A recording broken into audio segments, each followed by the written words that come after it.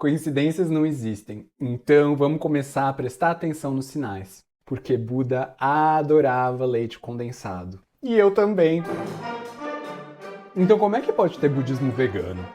Hello, iluminadas e iluminados, sejam bem-vindos. Vamos falar de tópico polêmico. Vamos falar de veganismo. Gente, eu juro que não é provocação, mas é porque eu comecei e esse negócio tá uma delícia. Então vamos lá. Budismo e veganismo, quais são as interfaces, quais são as intersecções e quais são os pontos de divergência? Para a gente entender, a gente precisa fazer uma análise histórica. Mas eu acho que muito mais rápido e tão eficaz quanto é a gente entender a história de Sex and the City, aquela série da HBO. Porque uma das problemáticas do budismo institucionalmente nos dias de hoje é exatamente a mesma coisa que está acontecendo com Sex and the City. Sex and the City é uma série da HBO, são 4 amigas que têm a vida sexual, cada episódio mais ou menos elas trocam de parceiros, tem alguns arcos mais longos, correu por 6 temporadas, muito boas, mas se você não assistiu também não recomendo. Foi bom na época, agora já ficou bem datado. E depois teve 2 filmes, o primeiro é ótimo, o segundo é péssimo, e agora em 2022 voltou, teve uma nova temporada que saiu com 10 episódios, né, algumas décadas depois. E lá nos anos 90, lá nos anos 2000, tava tudo ótimo. Sex and the City era inovadora, era moderno, era jovem, era updated, mas conforme o tempo passou, a gente olha pra trás e não envelheceu bem, mas não envelheceu bem mesmo, assim, tem momentos que chegam a ser constrangedores, que na época eram super modernosos. Então fico me perguntando, eu tava assistindo Sex and the City lá conforme iam saindo as temporadas 4, 5 e 6, mas hoje em dia não envelheceu bem, tem coisas que seriam impublicáveis. Então, se Sex and the City, de 20 anos atrás, não envelheceu bem, como é que a gente pode querer exigir que o budismo, de 25 séculos, da Índia, de uma outra sociedade completamente diferente da nossa, de um zeitgeist completamente diferente, atenda e saia gabaritando, assim, uma lista de pré-requisitos woke,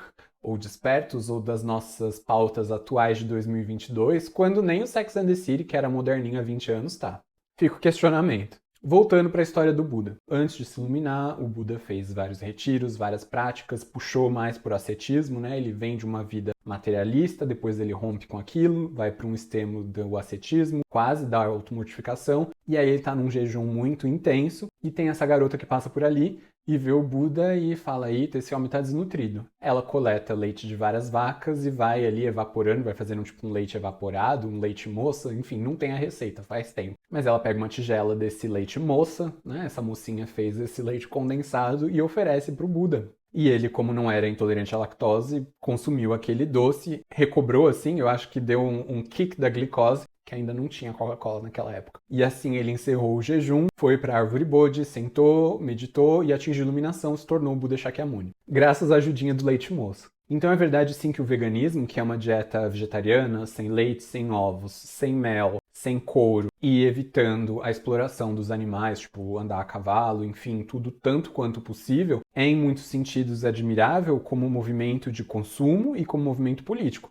Agora, como prescrição religiosa, não faz sentido de um ponto de vista budista. É claro que o budismo prega a ahimsa, que é a conduta da não violência, para com os seres vivos, para com os animais, com as pessoas, com os homens, com as mulheres, para com todos. Então, o veganismo pode ser benéfico? Sim, mas isso não significa que a pessoa budista esteja obrigada, não significa que exista uma imposição de dieta vegana e nem um precedente histórico, né? A gente acabou de ver que Buda Shakyamuni consumiu leite condensado, por exemplo. Mas não só ele consumiu, né? Como eu falo, Buda adorava leite condensado. Por quê? Como o nosso guru diz, quem fala demais dá bom dia para cavalo. E Buda não era assim, ele não saía falando assim com todo mundo. Mas quando a mocinha ofereceu o leite condensado, Buda consumiu, ele falou, isso é auspicioso. Ou seja, foi uma das comidas, um dos alimentos que Buda, ao ser oferecido para ele, elogiou aquele alimento. Então, por isso, se tornou, não é que o leite condensado seja sagrado, né? As pessoas gostam de querer sacralizar as coisas normais. Mas foi auspicioso e até hoje, nas cerimônias de longa vida, por exemplo, se oferece leite condensado. Por quê? Porque é a essência da nutrição, né? O leite, o aleitamento significa a nutrição da mãe para o filho e o leite condensado, né? Meio que uma coisa que condensa essa compaixão materna, esse instinto de nutrição. Então não faz muito sentido a gente querer ressignificar o budismo tibetano e fazer uma prescrição ou forçar a mão num veganismo, sendo que historicamente estava lá o Buda consumindo leite condensado. Não só isso, mas das oferendas do budismo tibetano, né, as tornas, que é uma das oferendas principais, que é feita para todos os Budas em todas as rezas, em todos os templos, vão ingredientes como leite, manteiga e mel. Isso quer dizer que a pessoa budista, como dieta pessoal, pode escolher uma prática vegana. Do mesmo jeito que também seria desejável, sei lá, boicotar a Zara, por quê? Trabalho escravo. Pode boicotar o Uber, por quê? Porque eu defendo direitos trabalhistas. Pode boicotar o que quiser como força de consumo. Agora, religiosamente, a gente não tem como ressignificar a nossa religião e dizer assim, agora vamos fazer um budismo vegano, então vamos tirar as oferendas de leite do altar, as oferendas de mel, que são as oferendas mais básicas que a gente tem, leite, mel e manteiga, né? O budismo tibetano, as oferendas, está tudo ali cozido na manteiga, no leite e no mel. É meio inegociável, por quê? Porque você tem as escrituras e fala assim, aí você pega a massinha e coloca leite e mel, ou seja, são ingredientes que são usados religiosamente. E aí volta para Sex and the City, porque o que aconteceu? Agora voltou, depois de 10 anos, enfim, e aí simplesmente pegaram a lista de tudo o que acontecia. O que eram? São 4 loiras brancas. Então tira uma, vamos colocar uma amiga indiana, uma amiga negra. Ok, representatividade é muito importante. E os amigos gays só servem para fazer o alívio cômico. Então vamos colocar um deles puxar pro protagonismo. Aí todo mundo é hétero. Não, agora uma delas vai, não vou dar spoiler, mas uma delas não é mais hétero. As pessoas são todas cis. Não, uma delas vai ter um relacionamento com uma pessoa não binária. E assim vai, e você vai tendo uma lista de check, e você vai querendo fazer uma manutenção histórica, e a representatividade é muito importante, mas não é uma representatividade qualquer da gente sair dando check assim, em lista de cotas.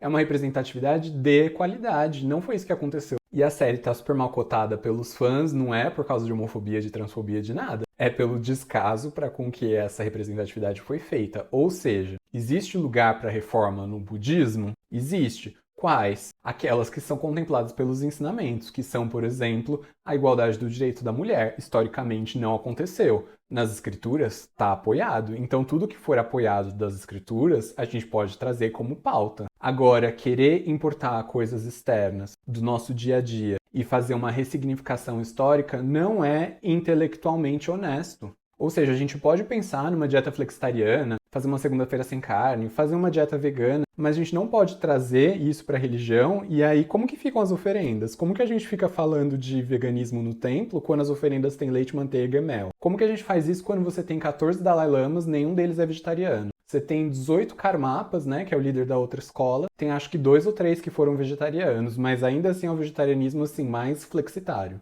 E eu não estou dizendo que é assim, budismo ame-o ou deixe, pelo contrário. Existe lugar para transformações benéficas, até para revolução, mas é a revolução de colocar em prática aquilo que já está ensinado nas escrituras, né? No que a gente já está defasado em relação ao que Buda ensinou. Não é a gente chegar no templo sem saber nada e olhar e sair fazendo críticas e falar, então isso agora tem que mudar isso, mudar aquilo. Por quê? A gente já sofre pra caramba pra se transformar, né? Então, não vou ser eu, não vai ser um Zé ecológico, não vai ser uma doida dos gatos, não vai ser um ocidental, um branco de olho azul ou outro, que vai chegar e transformar uma religião de 2.500 anos, né? Do mesmo jeito que os cultos de matriz afro, que a Igreja Católica, nada se muda de um dia para o outro. E eu tenho percebido que muitas pessoas trazem o anseio das suas pautas e querem fazer reformas religiosas de um sistema em que elas mal estão inseridas. E aí eu me pergunto, você já tentou transformar a pessoa amada?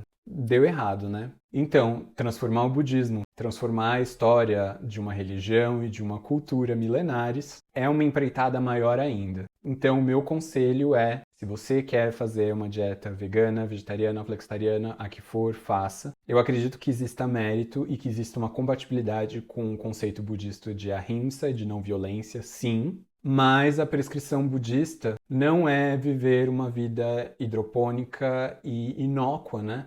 O budismo fala que no segundo que a gente começa a viver, a gente começa a destruir. E a proposta budista não é uma sociedade vegana, hidropônica, de energia solar, senão sair do samsara, porque o samsara é esse lugar de descontrole, esse lugar de lixo, esse lugar onde a gente nada e que a correnteza está sempre puxando para baixo. Então a proposta budista não é fazer o paraíso na Terra. Também não é lógico descuidar do nosso meio ambiente. Existem pautas budistas que são análogas aos direitos dos animais, análogas à ecologia, por exemplo, a obrigatoriedade do mosteiro plantar uma árvore para cada monge e algumas árvores extra. Enfim, existem coisas que são compatíveis ou têm uma intersecção. mas a gente não pode pegar a nossa cartilha, a nossa bíblia de conceitos de 2022 e querer jogar e forçar e dar martelada num Sex and the City e querer forçar num molde de 2022 ou do budismo e querer martelar e forçar. Por quê?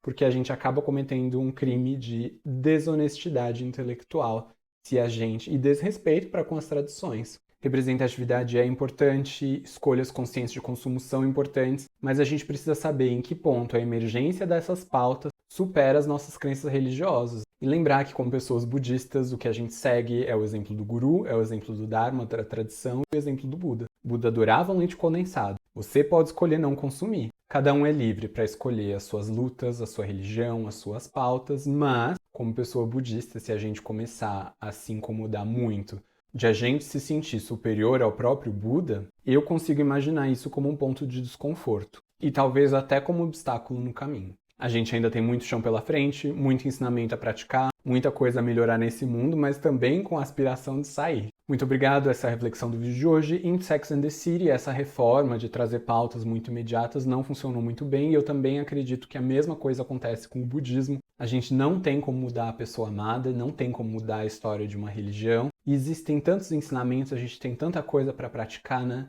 Eu acredito que reformas e melhoras são possíveis, mas não sem antes um processo de educação e de entendimento das próprias tradições. Se existem tantas escolas budistas hoje em dia é porque elas avançaram e se aprofundaram em sentidos que não eram explorados pelas escolas anteriores. Mas eu acho leviano a gente chegar e sem compreender o Dharma, sem compreender o ensinamento, sair querendo ditar grandes regras inovadoras que não foram legadas por Buda. Só isso. Obrigado, curtam, inscrevam-se, compartilhem com outras pessoas. Nós nos vemos no próximo vídeo. Até logo!